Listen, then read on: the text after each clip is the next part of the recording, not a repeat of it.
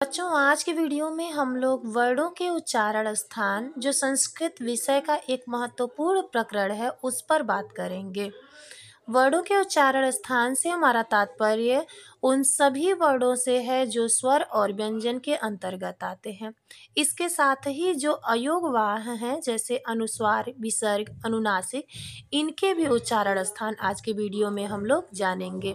तो जो बच्चे भी संस्कृत विषय को कक्षा 9 से ही लिए हैं उनके लिए यह वीडियो बहुत उपयोगी है।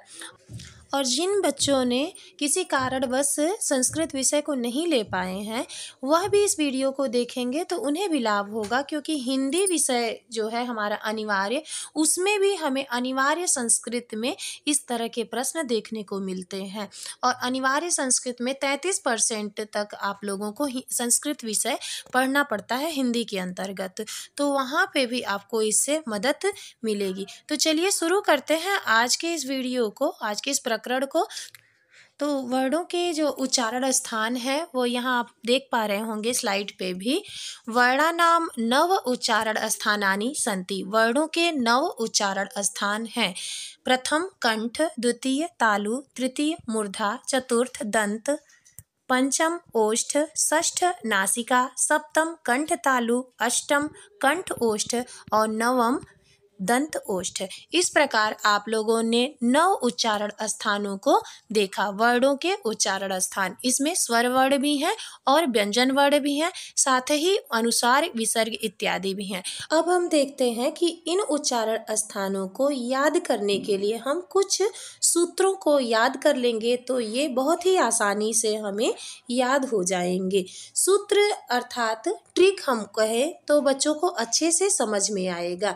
तो प्राचीन जो हमारी शिक्षण पद्धति है उसमें जब हम किसी बड़ी चीज़ को समझना होता था तो हम उसके लिए सूत्र के माध्यम से उसको याद करते थे। तो जैसे हम देखते हैं यहाँ पे कि 9 स्वर हैं, 33 व्यंजन हैं और अयोगवाह है जो अनुस्वार, विसर्ग, अनुनासिक इत्यादि हैं, इन्हें हम अयोगवाह कहते हैं क्योंकि इनको महेश्वर सूत्रों में नहीं कहा गया। अयोगवाह जिनको न जोड़ा गया हो महेश्वर सूत्र में। तो महेश्वर सूत्र के अंतर्गत हमने देखा था कि 9 स्वर है, 33 व्यंजन है। इसके अतिरिक्त जो अनुस्वार और विसर्ग हैं इसे हम अयोगवाह कहते हैं। तो इन सूत्रों के माध्यम से हम अयोगवाह के, स्वर के और व्यंजन के सभी के उच्चारण स्थान को अच्छे से याद कर लेंगे। तो हम यहाँ पे अब सूत्रों को देखेंगे। पहला सूत्र है हमारा अकुह विसर्जनीय नाम कंठा। तो इसका अर्थ हुआ अ, क वर्ग, विसर्ग, इन वर्णों का उच्चारण स्थान कंठ है। विसर्जनीय नाम में षष्ठी विभक्ति का बहुवचन है। दूसरा सूत्र है इचु यसा नाम तालु। ई, च वर्ग, य और स, जो बड़ा स होता है जिसे हम तालव्य सकार कहते हैं, इनका उच्चारण स्थान तालु है, इसीलिए इसे तालव्य स कहते हैं। ई, च वर्ग, य और तालव्य स का उच्चारण स्थान तालु है। तीसरा हमारा जो सूत्र है वह है ऋटु रसाणाम मूर्धा। री, ट वर्ग और षटकोण स का उच्चारण स्थान मूर्धा है। चौथा सूत्र है ऋतु लसानाम दंता। री, त वर्ग और जो हमारा दंती स है जिसे हम छोटा स कहते हैं, इसका उच्चारण स्थान दंत है। यहीं से हमको तालव्य स, मूर्धन्य स और दंत स की अवधारणा प्राप्त हुई है। बड़े स को तालव्य स कहते हैं और जिसको हम षटकोण वाला स कहते हैं, इसका जो सही भाषा है वह है मूर्धन्य सकार, और जिसे हम छोटा स कहते हैं इसका वास्तविक नाम जो है वह दंत्य स है। तो बड़े स को और षटकोण वाले स को और जो छोटे स को, इसका जो वास्तविक नाम है इसको आप लोगों ने देखा, यह बहुत ज़्यादा परीक्षाओं में पूछा जाता है। इसके बाद हमारा 5वां सूत्र है उपपदमानीय नाम ओष्ठौ। उ, प वर्ग और उपधमानीय इन वर्णों का उच्चारण स्थान ओष्ठ है। 5वां सूत्र हम लोगों ने ओष्ठ वाला देखा। 6वां सूत्र है हमारा यमंगणना नाम नासिका। जो सभी वर्गों के क वर्ग, च वर्ग, लगातार आप देखते होंगे पहले में क वर्ग है, दूसरे में च वर्ग है, तीसरे में ट वर्ग है, चौथे में त वर्ग है और पाँचवें में प वर्ग है, यानी पांचों वर्ग हमारे जो व्यंजन के हैं इन सब के हो जाने के बाद पांचों वर्ग के जो पांचवें वर्ण हैं यमं गणनम नाम नासिका, इनका उच्चारण स्थान नासिका है। इसी कारण इन पंचम वर्णों को हम अनुनासिक कहते हैं, क्योंकि मुख और नासिका वचनों अनुनासिक, मुख और नासिका से दोनों से इनका उच्चारण होता है। इसके बाद हमारा सातवां जो सूत्र है वो है ए दैतौ कंठ तालु।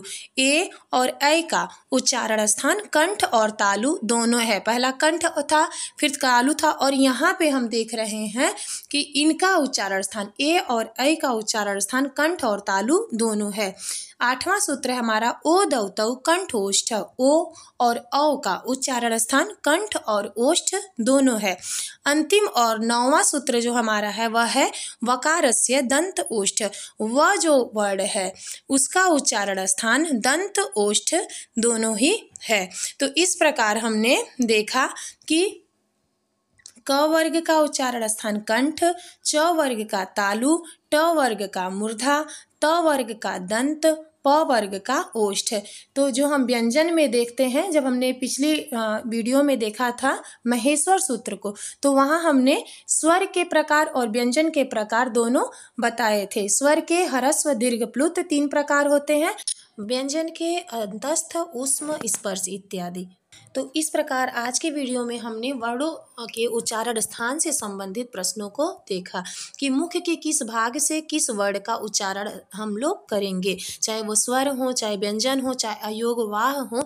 तो इतने अधिक वर्ण हम अलग अलग से उच्चारण स्थान याद करेंगे तो कठिन होगा, किंतु इन सूत्रों को अगर हम देख लेंगे तो किसी भी वर्ण का आपसे उच्चारण स्थान अगर प्रश्न पूछता है तो आप उसे आसानी से बता देंगे। तो अब हम इस पाठ को पूरा कर चुके हैं कक्षा 9 के, जिसमें हमने महेश्वर सूत्र और उच्चारण स्थान और प्रत्याहार से संबंधित सभी बातों पर अच्छे से चर्चा कर ली है। अब इस जो पाठ है इसके हम अभ्यास प्रश्न को देख लेते हैं। कुल 15 प्रश्न हैं जिनके बहुविकल्पी उत्तर भी यहाँ पे दिए हैं, सिर्फ आपको परीक्षा में इस पर टिक लगाना होता है। तो देखिए पहला प्रश्न है हमारा, अड़ प्रत्याहार के अंतर्गत कौन से वर्ण आते हैं? तो बी वाला है, ब हमारा उत्तर होगा अ ई उ। न का उच्चारण स्थान क्या है? नासिका। जस प्रत्याहार के अंतर्गत कौन से वर्ण आते हैं? तो सभी वर्गों के जो तीसरे वर्ण हैं वह जस प्रत्याहार के अंतर्गत आते हैं। ब वाला उत्तर हमारा सही हो जाएगा।